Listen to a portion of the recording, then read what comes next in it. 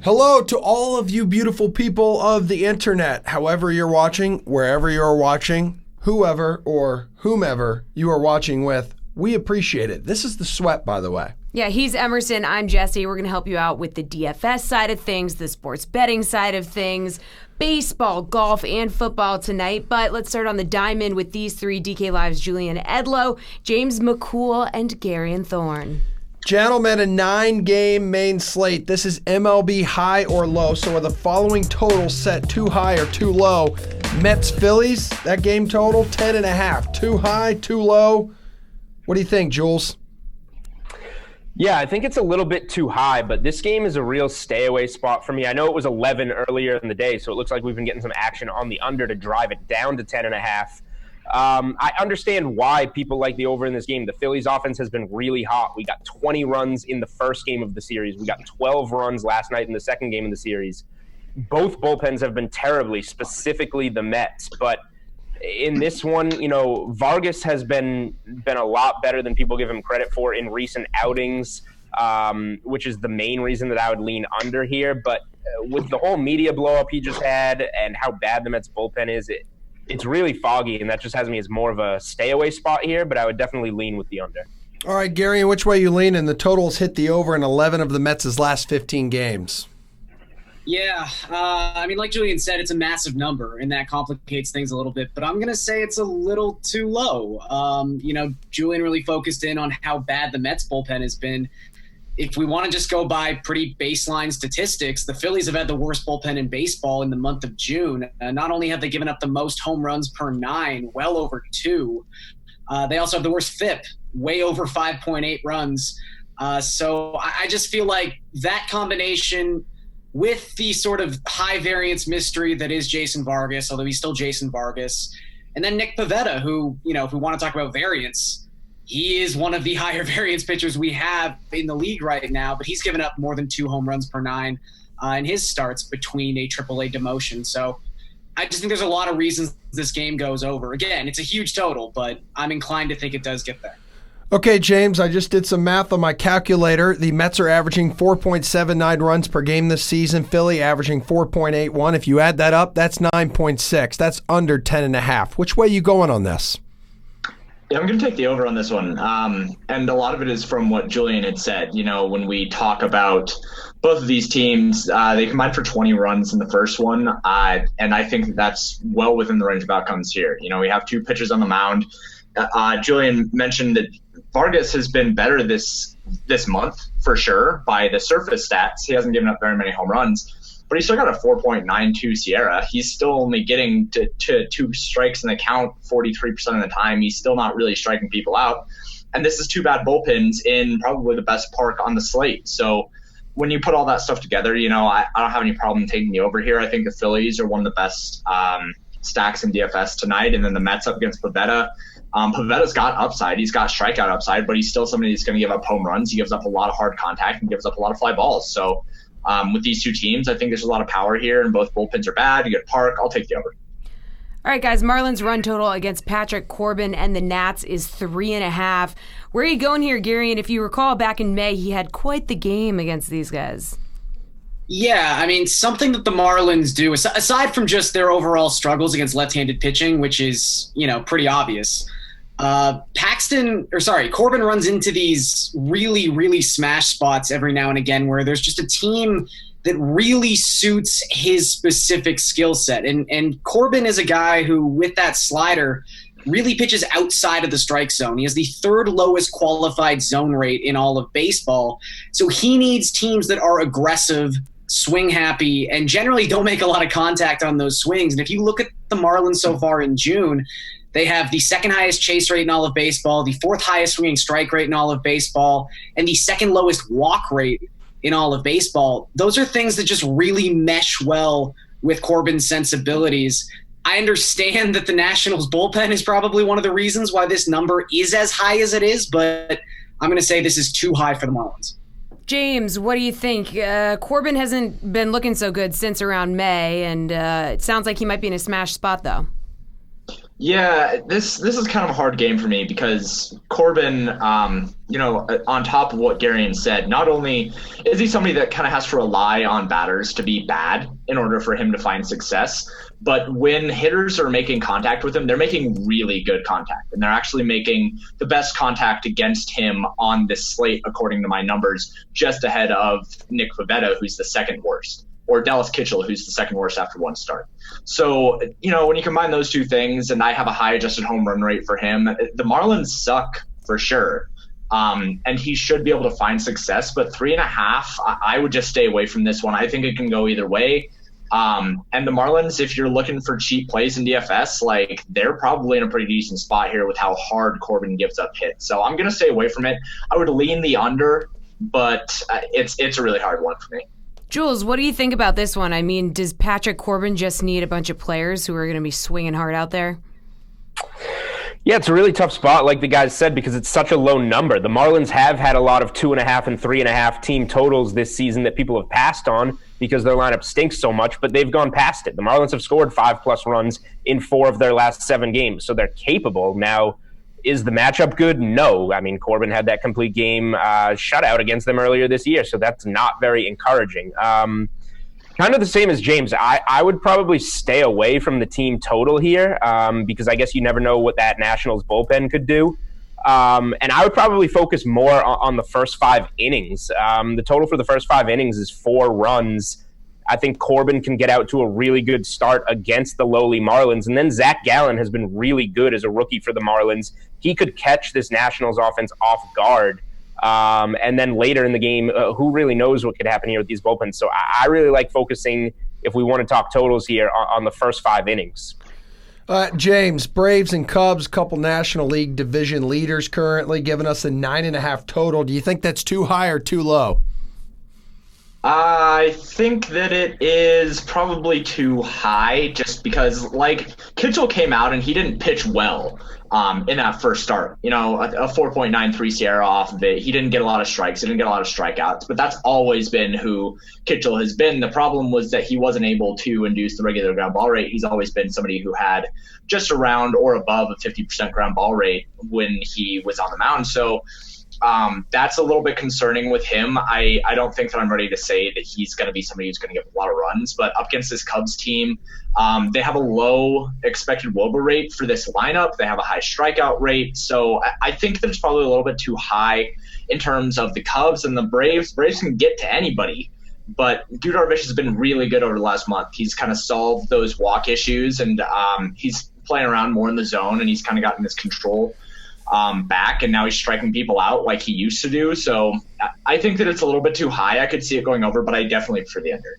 Okay, Jules. So, we'll get another look at Dallas Keuchel tonight, but the Cubs have Yu Darvish here. He is not very good at home. He has his winless streak at Wrigley Field, 12 consecutive starts here. So does that come into play when you think about this total? I'm very proud of you, Emerson. You actually crunched some numbers there, and that does come into play a little bit for me. I would lean with the over 9.5 here. The Braves are 44 and 33 on the over this season, so they've been kind of a profitable over bet. However, just to offer something as an alternative bet that I prefer, it has to do with what you touched on. Darvish in home games at Wrigley this year, the Braves team total is set at 4.5. The opposition has scored more than 4.5 runs in 7 of Darvish's 8 starts at Wrigley. And you take that, the Braves, the highest scoring offense in June, they're averaging just shy of 7 runs per game. I really like the Braves team total over here, actually, because of how poor Darvish has been at Wrigley. Okay, Garion, thoughts? 9.5, maybe a little too high? Yeah, I'm going to side more with James here. I think this is too high. And while Darvish has obviously been a high-variance pitcher so far this season, as James alluded to, his last 5 starts have actually been pretty good, better than pretty good. He's held opponents to a 170 batting average, a 247 WOBA. His walk rate is down to 7.6%. That's not immaculate by any means, but in comparison to 14, 15%, he's halved it. So he's sort of coming back to normal, and I don't know if the books have quite adjusted for how good he's been because he still hasn't picked up a win, or he hasn't looked like Yu Darvish of 3 years ago in a start yet. And also to the point where he pitches poorly at Wrigley, I mean, we know one of the biggest aspects of any DFS slate involving a game in Chicago is whether or not the winds are blowing in or out at Wrigley. And last time I checked, they are blowing in for the first time in this series. That is a massive deterrent to fly balls and to home runs. So I do think this game goes under. I actually like it quite a bit. All right, guys, we're going to turn the page to the DFS side of tonight's baseball slate with you three coming up right after PGA pin placement with Reed and Jeff. Brendan Glasheen here with your DraftKings Fantasy Flash. It was only a month ago Daryl Morey reportedly made the entire Rockets roster available. The tone in Houston has felt troubling since. Questions about Mike D'Antoni's future, Chris Paul's alleged trade demand, and in the same report, James Harden declared, CP3 or me. And then the NBA world processed the terrible injuries to Kevin Durant and Klay Thompson. Now the tone's trending in a positive direction. Per Adrian Wojnarowski, the Rockets are planning to recruit Jimmy Butler to push the Philadelphia 76ers for a sign-and-trade deal that would allow the All-Star forward to join Harden and Paul. Woj proposes Houston includes a duo from this trio, Clint Capella, Eric Gordon, and PJ Tucker. To make the financial side work, Butler would get his money, whether it's a 4-year or 5-year max contract. And you gotta think, this makes a ton of sense for both sides. Philly would make it absolutely clear to Ben Simmons and Joel Embiid, this is your team, guys. Surround those two with veteran role players to make deeper playoff runs in the East. As for the Rockets, yes, Butler's becoming a well-traveled headache, but he'd be going home this time, his hometown, Tomball, Texas, just 45 minutes north of Houston. Butler, as well as Harden and Paul, their legacies are on the line, too. Houston should take its all-in approach a step even further.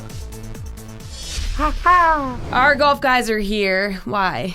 That would be DK Live's Jeff Ulrich and Reed Fowler on your screens for another edition of PGA Pin Placement. Oh, yes. Look at them both wearing blue shirts. Both of us wearing, what color would you call this? Burnt orange, maybe? Okay, so where will the following golfers finish this weekend at the Rocket Mortgage Classic? Jeff, talk to me about Ryan Moore coming off a T15 at the Travelers. Ryan Moore looks pretty interesting this week. I mean, I don't have anything negative really to say about Ryan Moore, except we're just waiting for an above-average putting week. And look, I mean, Ryan Moore, maybe he isn't the biggest birdie machine in the world, but you look at where all his wins have come over his PGA career. The CIMB Classic twice in Malaysia, where they get to like 25 under. The John Deere Classic, which is the biggest birdie fest. And the Detroit Golf Club is setting up. It looks like it's going to play similar to these type of events. Ryan Moore's approaches have been really good over his last couple starts. His ball striking is there, consistent off the tee, which is what you want to see from Ryan Moore. Just comes down to putting. I wouldn't be shocked to see him inside the top 5 this week. I'll throw out T4 for a finishing position for Ryan Moore because I think this could easily be the week you see him put it all together. All right, Reed. I believe he's had some success on Donald Ross designs. I know you mentioned these kind of golf courses yesterday. Can you just explain real quick, first off, to everyone at home, just about the Donald Ross design, like what that means, what kind of course we're looking at? Yeah, so most Donald Ross designs, this guy outside of Pete Dye, Jack Nicklaus, one of the more prolific architects or designers on tour, what you see with him a lot is positional golf off the tee, and then accuracy when it comes to approach, like what Jeff mentioned with Ryan Moore. And so you see guys like Billy Horschel, Ryan Moore, Hideki Matsuyama. A lot of these guys play well on these Donald Ross courses. They're not huge, layout courses. They're not extreme rough. You're not going to get it like you get, at Pebble Beach, right? It's not going to be that type of golf course. It's pretty straightforward, but you need to be elite off the tee. You need to have, elite approaches. And that's what a guy like Ryan Moore does. And that's why we see him with the 8th most, I believe, experience in terms of rounds played over the last 50 or so rounds. He's played the 8th most of those rounds on Donald Ross courses. And to Jeff's point, we see him do well at the John Deere at Sedgefield Country Club. And when we don't have any historical data on the specific course, like we do at Wyndham, like we do at RBC Heritage at Harbour Town, then we have to kind of go off of what type of golfer does well in some of these corollaries because of the course design. And Ryan Moore, when you talk about it, right, we talked about it with the Fanshare video too yesterday, top 3 on Donald Ross courses, strokes gained tee to green. So you like his chances. I'm a little less bullish on him. I got him like just inside the top 10, but the splitting hairs, right, top 3, top 5. I got him inside the top 10 because I think it's just his type of course. Reed, a guy whose name you didn't mention about being good on Donald Ross courses is Patrick Reed. So where do you think he's going to finish? And I don't know if that's burnt orange. I might be colorblind, but that looks like orange. Yes, dude. This is definitely burnt orange. It's like, I don't know. Dude, look up the kit for Team Korea. Yeah, no, it's definitely red. So when you look at Patrick Reed, I liked him. Like I said, I mentioned it yesterday too. When you look at where he is in the odds, he's at plus 5,000. I think he's not an auto bet at this, right? At plus 5,000. But when you look at these weaker fields, a guy like Patrick Reed doesn't have that Brooks Koepka type of disposition where he doesn't care. He wants to win every single tournament that he possibly can. As he gets better or as he gets higher finishes, when you look at in the summertime when a lot of these guys potentially turn it up, he's one of those guys that I'm looking at for a solid finish. I got him inside the top 10. I think in terms of where Jeff has Ryan Moore, I have Patrick Reed right there in the top 5, top 8. Because if you look at par 5 scoring, if you look at his eagles gained over the last 4 or 8 rounds, so past 2 tournaments, he's coming up hot, and you don't necessarily need to be extremely accurate off the tee here. The rough doesn't look that thick. And I just like a guy who's not coming in, right? A lot of people don't necessarily think that Ryan or that Patrick Reed's going to do well. He's had some issues earlier in the season, but he's won a major before. He's competed in the elite fields, and he's won at Wyndham before, which is a Donald Ross course. He has a 4th most experience on these courses as well. So I like him this week. Jeff, he was tied for 30th at the Travelers. So is there any chance this guy is going to finish this weekend inside the top 10? I don't think so. It's prison jumpsuit orange. That's what I was looking for, by the way. Oh, beautiful. I would have no idea. Like Reed is. He's just been doing it with the putter. I mean, Patrick Reed gets around. He's really good at making cuts and grinding out, getting checks, basically. That's what he's really good at. And he does have a pretty good win rate for a guy who's been on tour 7 of the 8 years. Obviously, he's got to win almost every year, but he's just not playing that good this year. I mean, the ball striking stats are always a little bit all over the place with Patrick Reed. He's a guy who seems to turn it on just specific weeks, but I don't know.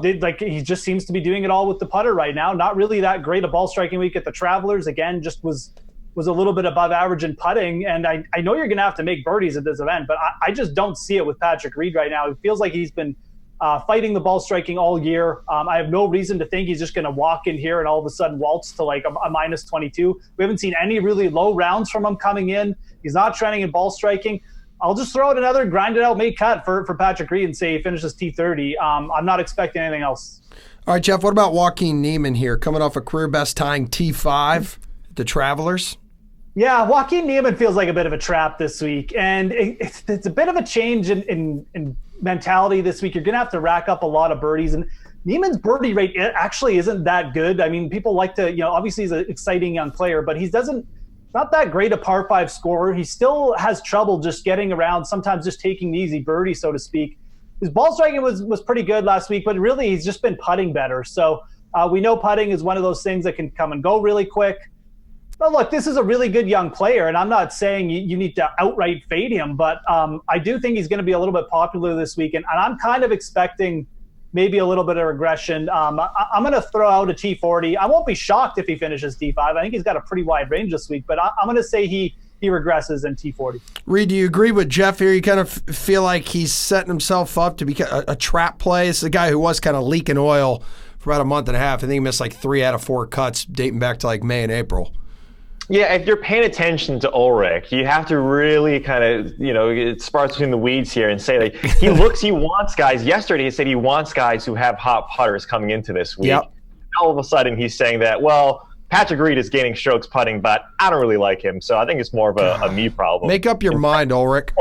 I know, no kidding. But I having said all of that, I agree completely with Ulrich here. I think Niemann is in a trap spot. We did see him last summer pop around this time, right, where we saw him as a rookie get these really solid finishes. And now that the schedule has changed a little bit, but we still don't have a strong field. We didn't have a strong field back then in some of these smaller tournaments. But Joaquin Niemann, same thing. He's gained ball striking in the last 3 tournaments straight and putting 2 of the last 3. So you like where he's going with this, but you just don't know, right? He hasn't done it for a long period of time. We saw the miscuts and the bad finishes before. A lot of people are going to be on him. And so if you believe or you subscribe to the whatever the public's doing to kind of, go against that, then you look at Neiman, who right now coming in around 15%, which is not bad. But for a guy who's 8,900, we saw flash a little bit the last 2 or 3 tournaments. I think realistically, I got him for a missed cut, but optimistically, I would say right where Jeff has him, around 35th place. All right, good stuff. We're going to take a quick break. We're going to look at some NFL futures bets with you two coming up. Now, MVP odds for this upcoming season: Pat Mahomes, he's plus 500. Brady plus 800, Drew Brees plus 1,000, Andrew Luck 1,000, as well as Carson Wentz at plus 1,000. Not a little too steep for my liking there from Carson Wentz, but Rodgers plus a lot of quarterbacks, basically. The first non-quarterback we get to here Gurley, I think, is actually Todd Gurley at plus 3,300. which I don't like. No, I would think you wouldn't. Saquon plus 4,000 with Lev Bell as well. Who stands out to you in this list? Because, I think Mahomes at plus 500 doesn't seem like a smart way to go, just given what we're expecting him, what he has lost, what we're expecting him to lose. And, who's repeating that season in their second year? Yeah, I expect regression for sure from Mahomes. He was spectacular. He's going to be a very good quarterback. Is he going to be an MVP quarterback again? I don't think he'll necessarily even be in the conversation because he was also a lot better with Kareem Hunt. That offense fell off a little bit the last, whatever that was, 6 or so weeks of the season, and went, I think, 3-3 or something down the stretch. But the full season numbers remain so inflated from that start that it never really showed. We don't know what the situation with Tyreek Hill will be. And then you also just can't be that good and that healthy a whole season again, you would expect. So I think that's way too high on Mahomes. I think for MVP, you want to look deeper generally. Like, Brady feels good. He could always be there. 800's a fair number. But when you win it, he's always kind of the guy where there. If nobody has a spectacular season, like, he's going to be there all 16 games. They're going to win 13 of them. And, he can always be your kind of default MVP. Kind of, because if he just has the same season every year, he'll get it when there's not that standout, like you said. I feel like his MVP seasons, as a Patriot fan, I don't necessarily know which years he's won as MVP because he's always pretty much the same. And it's just there was no Patrick Mahomes the years that he wins it. So basically, by betting Brady, you're going to bet that none of these guys are going to pump. He almost won it in a season that he sat out 4 games. Like you could easily have made that argument. Matt Ryan just happened to, he had a very good season, deservedly so. But yeah, you could have easily made a per game basis. Brady was the MVP. All right, our dynamite duo is back. Jeff Ulrich, Reed Fowler on your screens right now for NFL Sing the Future. That's right. We're looking at future bets for the 2019 NFL season. So, Jeff, Matt Ryan is the favorite for most passing yards in 2019 at plus 450. Do you like Ryan, or would you look elsewhere for this one? This one at me? Or is it Reed? Yeah, we're starting with you, man. It's Matt Ryan. I got phased out of the intro. No, look. I'm not like a huge Matt Ryan fan, to be honest. I think he's just a little bit overrated as a quarterback, like a real life quarterback. But I think when you're looking at this prop bet, especially with like the Tyreek Hill, we don't know if he's going to be suspended or not. I would definitely take him over Patrick Mahomes at this price. And I think when you look at the top 5 players, kind of like Aaron Rodgers is in there, maybe Ben Roethlisberger. I'm probably forgetting someone, obviously Mahomes, but I would take Matt Ryan over this. Dirk Koetter is coming back as offensive coordinator for the Atlanta Falcons. Matt Ryan did perfectly fine with Koetter at his OC. For 3 years. He was averaging like 4,600 yards per season. Julio Jones, Calvin Ridley's still there. There's no reason to expect a big dip here from Matt Ryan. So I think when you're looking at the top guys, I don't mind that as a bet. There's a couple other guys I definitely don't mind taking a shot with. One of them is definitely Jameis Winston. He's hovering around 16, 20 to 1 with Bruce Arians. And then go ahead, Reed. There's someone I forgot, but I'll just interrupt what I remember. He was a guy. I think real quick, Reed, I think he's a little flustered because Tevin Coleman is no longer in Atlanta. He is. If Ulrich was going to plan on moving to the United States, he'd definitely be in Atlanta. This guy is. Kyler Murray is the other one, Reed. There we go. The one I like. Okay. No, he's exactly right about Jameis Winston. If you're like these guys, Andrew Luck, I think, was a guy. And then Tom Brady's up there, right, at plus 800. Those are the other guys that Jeff didn't mention. And when you're looking at these, Matt Ryan for the Falcons, is someone that, of course, right, Dirk Carter coming back, you have all the parts there. He's done it before. He can easily do it again. You have that division that just airs it out. We see that. But Jameis Winston with Bruce Arians is a very intriguing on Sportsbook right now. It's at plus 4,000. So that's very, very enticing. Or excuse me, I think that was the MVP, but I think it's plus 22 or plus 2,000. But if you look at what he's been able to do, or just Tampa Bay in general, if you put Fitzmagic, Jeff's boy, and Jameis Winston's yards together, they're number one, right, last year over Roethlisberger, Breeze, and these other guys, and Patrick Mahomes. And you look at Arians, they have no running back. They have no running game. They didn't go after any of the free agents, the big names like Le'Veon Bell. They don't have any foreseeable plan to potentially run the ball, and Bruce Arians doesn't want to. And so Jameis Winston, if he gets full 16 games at that plus 20 or plus 2,000, whatever it may be, that's very, very enticing over a guy like Drew Brees, which is, again, very intriguing, but I'd much rather have that higher number with Jameis. Yeah, they don't have Le'Veon Bell because Le'Veon Bell decided to sign with the Jets here, Reed. 1,100.5 rushing yards. Didn't play last year. Does he go over or under that? I mean, he's under a coach right now that doesn't even seem to really want him there and not excited to have him. And he no longer has that supporting cast he did in Pittsburgh that made him great. Yeah, and that's the question mark, right?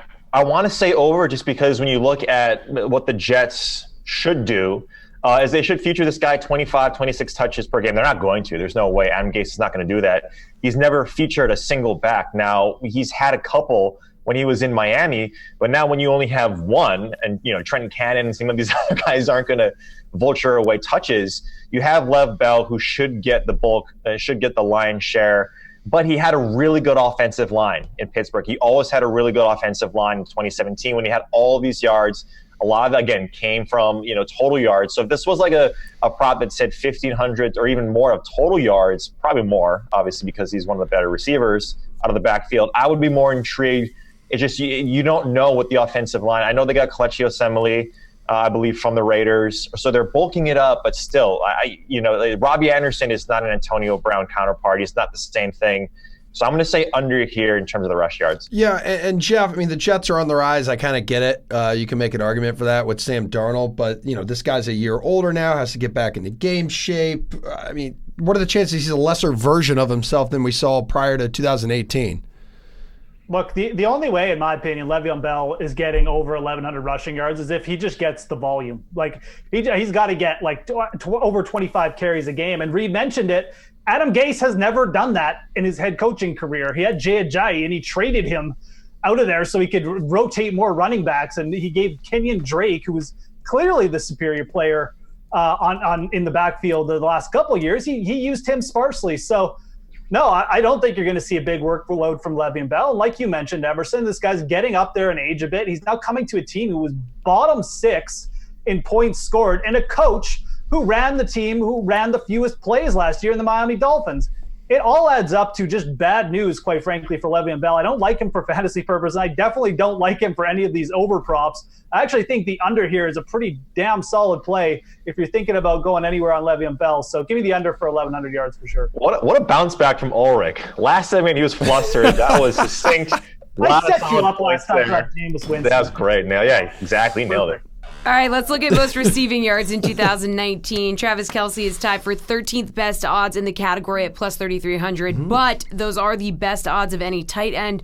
So, Jeff, is Kelce the easy choice to have the most receiving yards among tight ends, or do you see someone else leading the way, like maybe Kittle? Oh, yeah. Yeah, I mean, especially if we're just talking about tight ends, I mean, there's 3 names that I'm really interested in. Obviously, Kittle's with the season he had, and obviously Travis Kelce. I mean, Travis Kelce, if Tyreek Hill, ends up missing time, might just break the receiving record again, and might end up challenging for the overall yardage. It wouldn't shock me if that happened. But the other name that I think is really interesting is Evan Ingram. Everyone is kind of just forgets about it. This is a player who averaged like 80 yards a game without Odell Beckham in the lineup last year. I know he's had injury issues and he really needs to stay healthy, obviously, if he's going to challenge for the yardage title, but his odds are definitely going to be better than Kelce or Kittle, who you're just not getting any juice with because everyone knows those guys are in awesome situations. Evan Ingram, though, has worked pretty good with Eli Manning, and like I said, without Odell Beckham there, it's a guy who runs a 4.4. He actually ran a faster 40-meter at the combine than Odell Beckham, and he's big. He's basically a receiver playing tight end. So I'm interested in Evan Ingram for this prop too.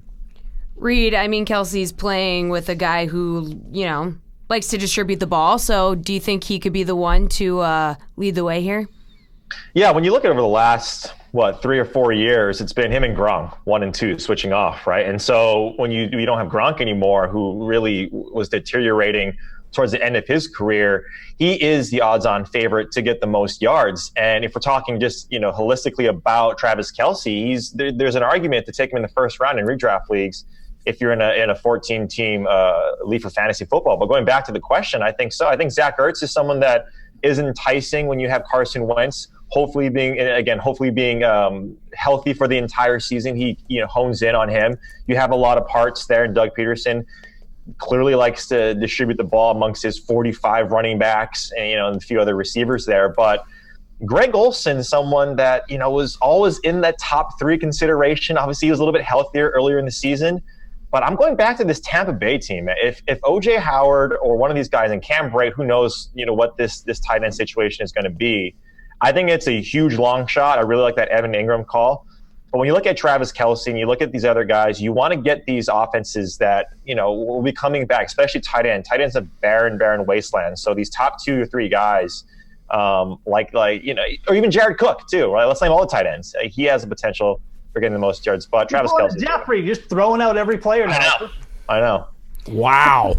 Ulrich's rubbing off on you there, Fowler. All right, good stuff, you two. We're going to have you back for PGA Chaser Fade in a little bit. In the meantime, more baseball is next. Hey, I'm Brendan Glasheen, and with your DraftKings Fantasy Flash. The American League's current best team has sights on playing into late October. Per Bob Nightingale of USA Today, the Twins are showing strong interest in Giants ace Madison Bumgarner. Minnesota is not on Bumgarner's no-trade list, which means the Twins can't acquire the star southpaw without his approval. San Fran's out of the race just 3 months into the season, so sitting in the basement of the NL West, they're listening to teams, no doubt about it. And get this from the Twins' perspective. Their starting rotation, as currently constructed, has one combined playoff appearance. Martin Perez started for the Texas Rangers in 2015. So, Madison Bumgarner, if you do the math, has 16 times the experience. The 2014 World Series MVP, 8-3 record, with a 2.11 ERA all-time in the postseason. Hey, Twins, go get them. If they want to knock off legit AL teams like the Yankees, Astros, or Red Sox, Bumgarner is the man to go get. Alrighty, our fantastic baseball panel is back. Hello to DK Live's Julian Edlow, James McCool, and Gary and Thorne. Time for some MLB price check. All right, 4 pitchers over $10K this evening. Which one is most worthy of his high salary? Julian, please start us off. Yeah, so for me, I know we have this game in Detroit between Mike Minor and Matt Boyd, but I think that has the potential to be a higher scoring game. I like Texas a lot in the game. I don't think Mike Minor's getting enough credit. He's been really hot lately, whereas Boyd's been a little bit of the opposite. But those are the guys that I'm kind of throwing out right away. When you look at the rest, I think Patrick Corbin for 10-6 is just the safest, given the park that he's in, given the lineup that he's facing, given what he did against that lineup, and I think he has the highest ceiling. So in cash, I think Corbin is definitely your safest guy. Morton, for me, is an interesting option just because I think that's going to be a lower scoring game, and Jake Odorizzi, a guy at 9,500, is a guy that I think should be included in this type of tier. He had 33 DK points the last time he faced the Rays. So I like both of those guys going head-to-head, but for me, I just think Corbin's the safest guy. Is the guy I got to stick with here. James, would you consider Corbin the safest pick out of these 4? No, I wouldn't. I just think that Corbin, he's had too many blow-up games, and he's had too many blow-up games in good spots. And like I talked about on the last segment, he's just getting hit so hard when he does get hit. So even though I think that he probably, if you want to take some strikeout props on him, then that's fine. That's cool. But I personally prefer Matthew Boyd here against the Rangers. The Rangers get a pretty big park downgrade going into Detroit. And Matthew Boyd has been, in my opinion, the best out of these guys over the last month. He's got a 3.18 Sierra and a 12.21 K per 9. And the Rangers, they have a lot of issues on the road. So I prefer Matthew Boyd out of this group. All right, James, Your cat needs attention. Please right tell now. your cat we're doing a live show here, and to please show some respect. That is like if someone was like, describe a cat to me, that would be it. Like the cat's about to be on your computer. Okay, Garion, what pets do you have? Don't have any pets, unfortunately, in my two. All right, man. Well, hurry up and answer. I know. I do have an answer. I'm going to go with Charlie Morton here. I think Julian is right in the sense that Corbin is probably going to be viewed as the safest option. And I'll admit I'll have some exposure to Corbin, but James is also right. He's given up 27 barrel baseballs this season. He's top 10 among pitchers with over 100 batted ball events in terms of barrels per plate appearance. Like, that's some scary stuff. The Marlins temper that a little bit, but it's scary. Whereas Morton, just because he has the obvious worst matchup of these four, I think his ownership's going to be relatively low, especially, juxtaposed to that of Corbin and that of Minor. And for me, if you're getting a guy like Morton with his massive ceiling, we're talking about someone who's had 3 games of over 30 DraftKings points in his last 6 starts, and has also pitched relatively well against the Twins. Like, he put up 26 DraftKings points the last time he saw them over 7 innings. I just think high ceiling, low ownership always needs to be exploited, and that's probably the situation you get tonight with a guy like Charlie Morton. All right, we got 4 players over 5K at first base tonight. So, James, are any of these guys worth it? Yeah, I like Peter Alonso a lot. I don't know that I'm going to be able to fit him, but, like we said on this last segment, they are playing in a really, really good park. I really like the over up 10.5 for that game, and I imagine it'll probably close closer to 11. And Pete Alonso has been somebody who, when he makes contact, he's just annihilating the ball. So up against Nick Pivetta and a really, really bad Phillies bullpen in a great park, I really like Pete Alonso. I don't know that I'm going to be able to fit him because I love the Brewers so much, and Christian Yelich is a god. So but I like Pete Alonso the most out of those guys. Garion, over 5K, are any of these guys worth it? Do you feel like you need to have any of them in your lineup?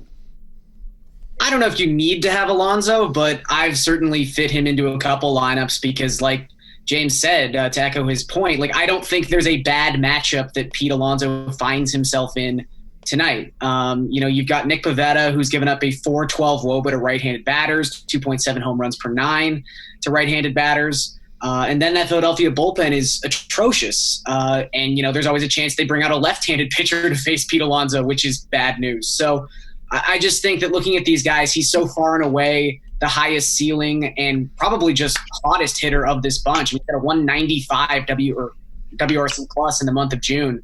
If I can find the money, I'm getting Alonso in there. Jules, where are you going on this one? Yeah, I guess you could make the argument for Freddie Freeman, considering that I liked the Braves team total over.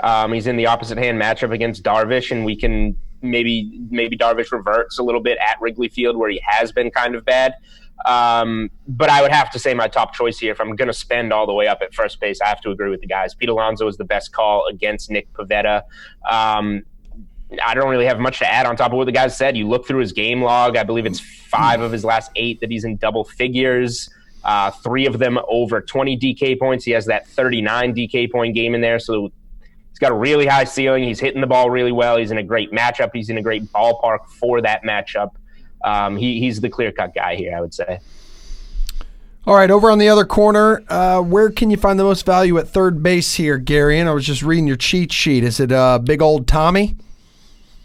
Yeah, I think Tommy La Stella, from a value perspective, obviously you can find someone cheaper, like Yuli Gurriel is 3.7, and maybe if you're looking to get a Pete Alonso in there, that's where you have to go. But, La Stella is someone who just over a week ago was $4,700, and now he's just 4K. And this is a really good matchup against Tanner Roark. Roark has been surprisingly good this season, surprisingly viable, but that is mostly due to his success and really neutralization of right-handed bats. His right-on-right splits are incredible. His right-on-left splits, not so great. 374 WOBA to left-handed bats. La Stella's batting leadoff.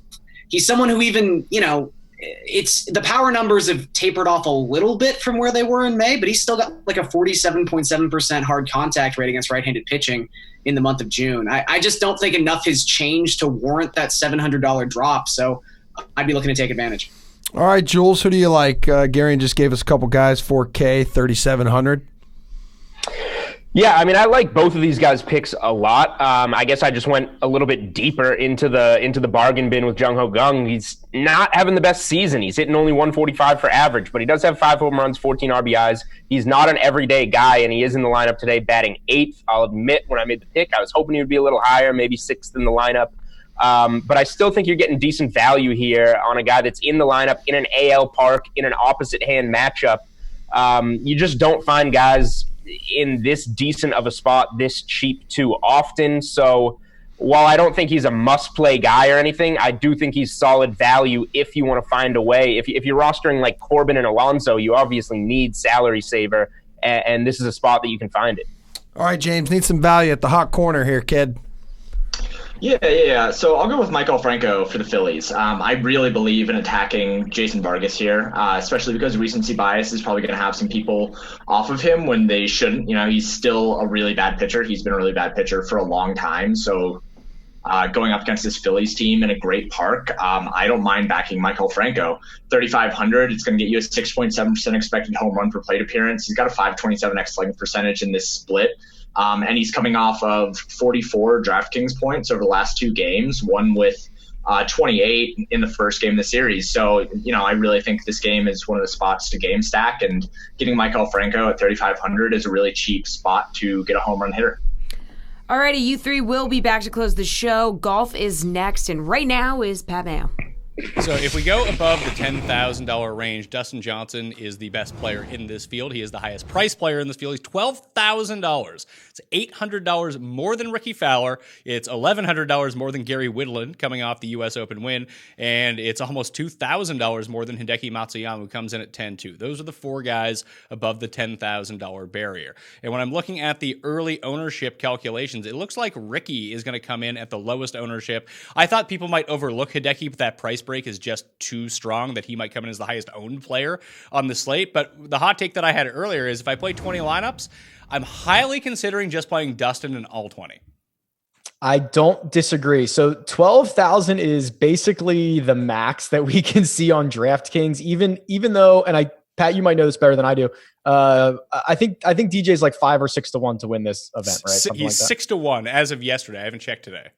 Okay, so basically, when a guy gets to 6 to 1, because the DK salaries so correlate to Vegas odds, you would normally see his price should probably be higher than 12,000. It should probably be like 12.4, 12.5. But DK kind of puts a little bit of a cap on it, and even getting to 12,000 is something that we haven't seen in a while. So I actually think he should be more expensive. So I think there is a little bit of a value there. He is, even at his worst, he's one of the best players in the field, and there's like a real chance he just goes out and boat races everybody and wins this thing by half a dozen strokes. Yeah. Do you find that there is a difference between someone like Dustin Johnson and someone like Brooks Koepka in this spot once they travel to these kind of knockoff events with the weaker fields? Although last week the Travelers actually had a pretty good field, just all the good players didn't play all that well, outside of Paul Casey, who just kills that tournament every single year.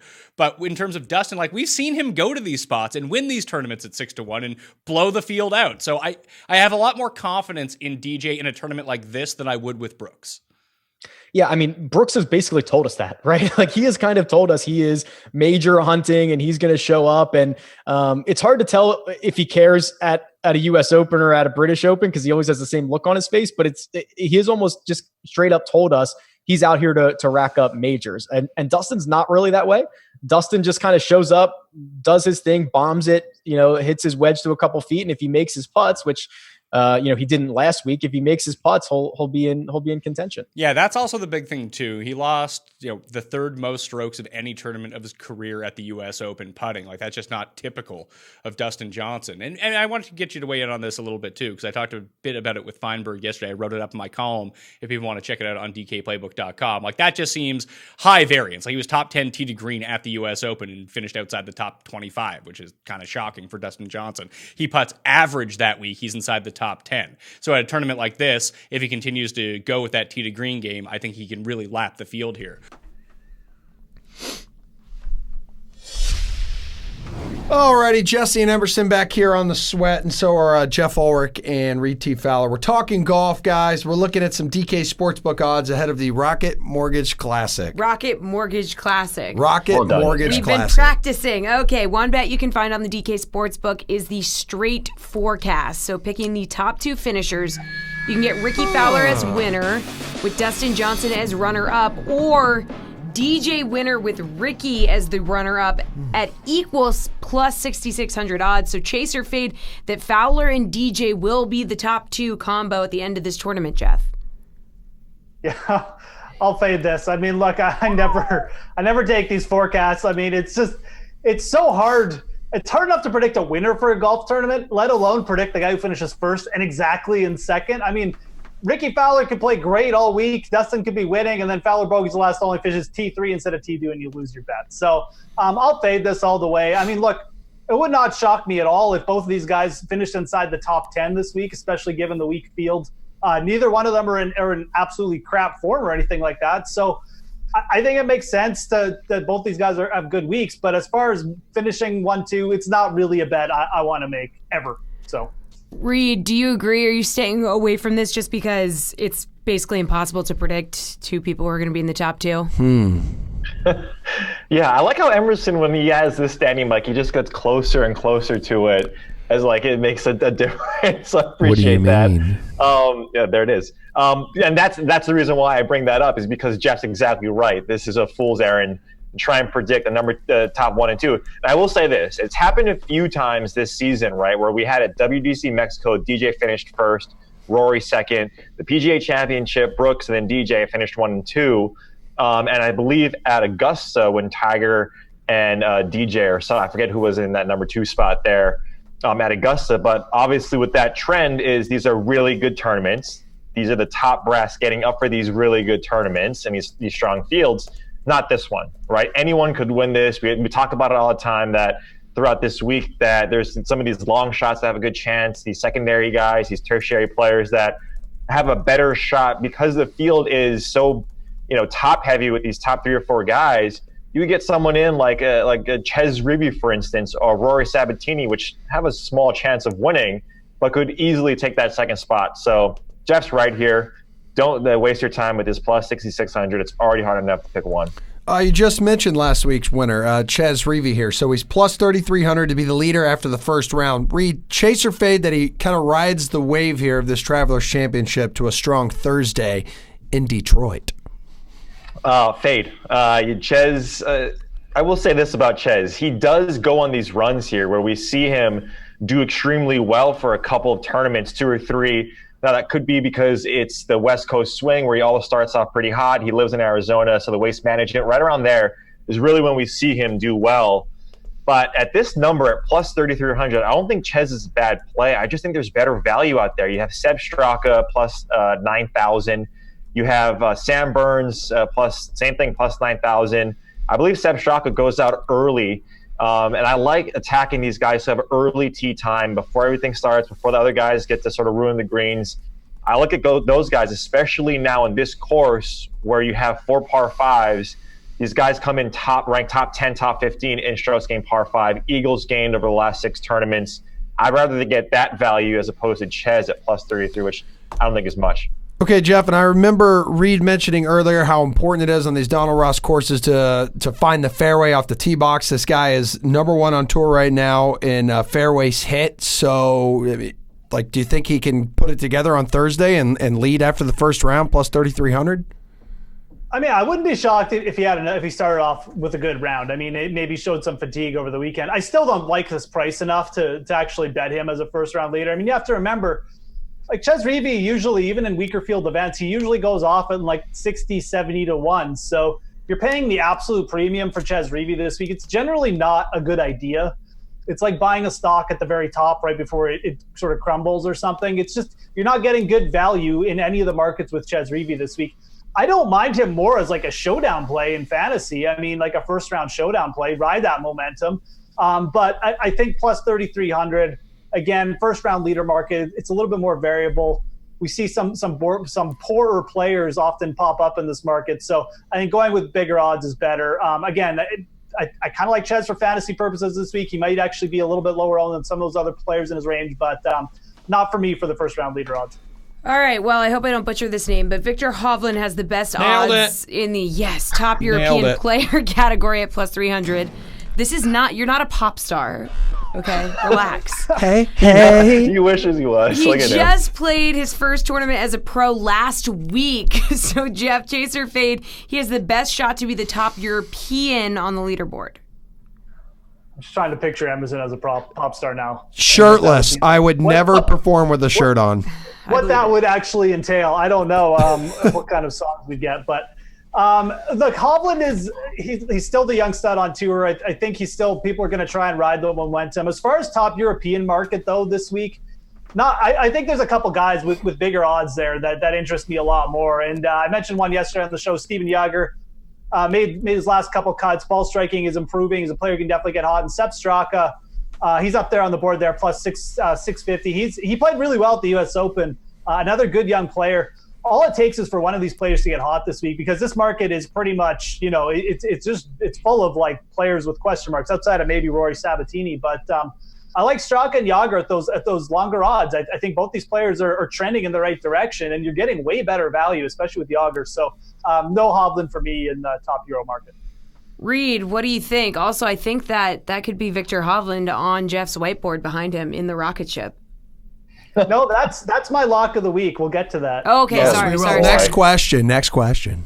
No, I agree with Jeff here. Victor Hovland, he's playing well. I mean, if you look at over the last 12 rounds, which, his first as a pro was last week, but he's played in some of these top amateur, I think this year. So he's played at the U.S. Open. He's played at some of these bigger tournaments, and he's been playing well.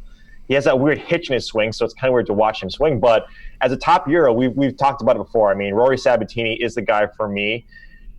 Like I said, when you look at this field, it's so weak. This is a chance to take a shot on a guy like Victor Hovland. I think this potentially sets up a little bit more for his former teammate Matt Wolff, in terms of this birdie fest type tournament, as opposed to a plotter like a U.S. Open at Pebble Beach. But it's Rory Sabatini for me. The odds are still pretty short with him. I think they're at plus 450. But Jaeger and those guys, Seamus Power is another one who you can, get those birdies and those eagles pretty quickly. You can also make a lot of bogeys, but I'd rather go with Rory Sabatini. Okay, Reed rostering Victor Hovland in our head-to-head. Okay, great. Who was your slate-approved pick, though, Reed? Let's see who you're going to roster no matter what in all of your tournaments. It's going to be Ryan Moore. Ryan Moore, when you look at what he's been able to do on these courses, he's just in top form. Jeffrey, who's Rocket in Man. the rocket ship? We need to know. Is it? Aaron Wise on the rocket ship, rocketing to his second win. That guy in the house, that's me. That's what I'm going to buy with all my Aaron Wise winnings. Woo! Let's go. Yeah, no one. 13th at birdie average, coming off a good USO. I think people are really sleeping on Aaron Wise this week. Ooh, Rocket Man. Okay. All right. We have one more block to go. Put that down. Get those slate-approved baseball picks coming up next. Hey, it's Brendan Glasheen, and with his DraftKings Fantasy Flash, the latest on Kevin Durant from Woj. The Golden State Warriors star has declined his $31.5 million player option. The two-time Finals MVP becomes an unrestricted free agent Sunday night. Woj adds Durant and his business manager, Rich Kleiman, are in New York evaluating free agency options. So far, the process has stayed private. All right, don't get all crazy now, Big Apple. Kleiman's a New York guy. Granted, he is a huge Knicks fan. He's been KD's representative since 2013. NYC is also the home of Rock Nation Sports, Durant's agency. Let's talk basketball. This means Kleiman and Durant know there's a max contract out there coming their way. Is it coming from the Warriors? That's hard to believe. They want to keep another injured player, the longer tenured Warrior, Klay Thompson, too. The Knicks, the Nets, all reports indicate no question the New York teams are involved. KD might stay right where he is to evaluate his options because they might be right next door. Three dudes talking baseball. Sign me up. Julian Edlow, James McCool, Gary and Thorne, all hailing from DK Live. Now we need your help with Tears of Joy, please. Specifically, the lower level of tonight's Tears contest, starting in Tier 3 here. Who's it going to be, Garion? For me, this comes down to two leadoff hitters. So we got Yasmani Grandal and we got Scott Kingery. I do like using as many Phillies as I can tonight, but Grandal's so perfect for these like weird bullpen situations where, the opener for the Mariners is right-handed, so he gets to bat left-handed, where historically he's been a much better hitter, but he's been fantastic against lefties all of a sudden this season, and that's where Wade LeBlanc comes in. He's got a 375 plus WOBA within each split, so I just don't think he has a bad matchup tonight. I think Grandal's the guy here. James, do you like Grandal as well? Yeah, I'm in on Grandal. I think that Scott Kingery is fantastic as well. I'm with Garion all the way on his thoughts on this. Grandal has an 8.08% expected home run per plate appearance. He's got a 657 xWOBA in this split against Wade LeBlanc, and like Garion said, this is generally his weaker split. So when he's up against these guys in the bullpen or he's up against this opener, usually the opener would kind of cause problems for these first 3-4 hitters for the Brewers, but I don't think that's going to be the problem here. It's Yasmani Grandal for me. Jules, what do you think? Interesting. I was expecting both of these guys to go with Scott Kingery, and I was going to say that's why I'm going with Yasmani Grandal. Wow, Jules. But if both of these smart guys are going with Grandal, I'll be the idiot here and take Scott Kingery very gladly. He's been pretty hot over his last 2 games. We've talked about him earlier in the show, leading off in the opposite hand matchup against Vargas, who is due for some regression. The only downside I was going to say about Grandal is that he averages 3 fewer DK points at home, whereas Kingery is actually about 1.5 points better at home this season. So sure, I'll take Scott Kingery if the majority is going to be on Grandal. So just trying to differentiate yourself here. Avoid the chalk. That's what I'm doing, I guess. Although I think Kingery will also be very chalky, but just to be different. Okay, well, we're going to Tier 4 now. Julian, who do you think James is going to pick in Tier 4? James is going to pick Eric Thames, who's been scratched in this game. Okay, well, hopefully not. I have no clue where these guys are going to go here, and honestly, I don't like this tier very much. This is probably my least favorite tier. So for that reason, I think I'm going to go with Danny Santana here, who I think is not going to get much ownership. Watch, both these guys will probably be going with Santana now, but he's hitting high in the order. He's a switch hitter, and I think people are going to be a little scared off by Matt Boyd, whereas I think this has the potential to be a higher scoring game. And Santana's been really hot lately, hitting really well. So I think taking a switch hitter in this game against Boyd in a tier that I don't really like that much makes sense for me. James, you knew he was going to go Santana. No, I didn't, because I don't think it's a very good pick. But I don't think that any of these are really very good picks, man. I'm with Julian on this one. I think this tier is really, really weak. There's not anybody that I have in my top 25 ranks in terms of any of these hitters. So I'll go with the highest one that I have, and that's Marcell Ozuna. He's a good hitter. He's a good power hitter, but he's up against Daniel Mengden, who's been middling at worst, and he's had some pretty good games. He's got that really funky delivery that kind of messes with the timing of the opposing hitter. So I don't really like this tier very much, but I think Marcell Ozuna has the best chance to hit a home run out of these guys, considering their matchups. Garion, we've got an Ozuna pick, a Santana one. Who's your guy in a tier that has been described as not a very good one? Yeah, it's slim pickings. Look, I guess from an upside perspective, you can talk me into Vogelbach at Miller Park. That's always an enticing environment for a home run hitter. But I guess I'll just go with Alex Bregman. I mean, the Astros have one of the highest implied team totals on this slate. That lineup is almost back to full strength, and they're going up against a AAA starting pitcher for the Pirates tonight. If they score 7, 8, 9 runs, I'm sure Bregman's going to be involved in some way. I think he'll be popular because he probably is just the best hitter, maybe not in a vacuum, but the best hitter in this tier. So, but yeah, give me an Astro in this kind of muck. All right, guys, slate approved pick time. We need them. We need them now. James, who's it going to be? Ooh. Mine is going to be Mike Moustakas. He's coming up into this game, and he's been really, really good against right-handed pitchers, and he's a top 5 hitter against right-handed pitchers in the league right now, and he's also really, really good against lefties. So, bringing it back to what was said earlier about Yasmani Grandal and how you have to deal with these weird bullpen situations, Mike Moustakas is another one of those guys who's kind of immune to that kind of thing, so it's Mike Moustakas for me. Jules. Yeah, I'm going to go a little bit off the grid here and give the people some value. Tommy Edman, the leadoff man for the St. Louis Cardinals. He's only $2,300. He's switch hitting, leading off against Daniel Mengden. Oakland, not that good of a bullpen, and James just talked about how the starting pitching might not be there. How can you go wrong with a $2,300 leadoff man? And he's been pretty good so far in limited at-bats in the majors. Under 30, take us home, Garion. Adam Wainwright, 7,000. He's been fantastic at home. He's fantastic against right-handed hitters. Oakland does not have a lot of left-handed bats. This is his ideal spot. All right, boys. Thank you. Thanks for watching, everyone at home. Thanks for being here with me, Jessie. We appreciate it. I didn't the show get to choose. The show continues tomorrow night, 6 o'clock Eastern time. Please tell your friends and family. Yeah, tell everyone you know. Seriously. All right. Toodaloo.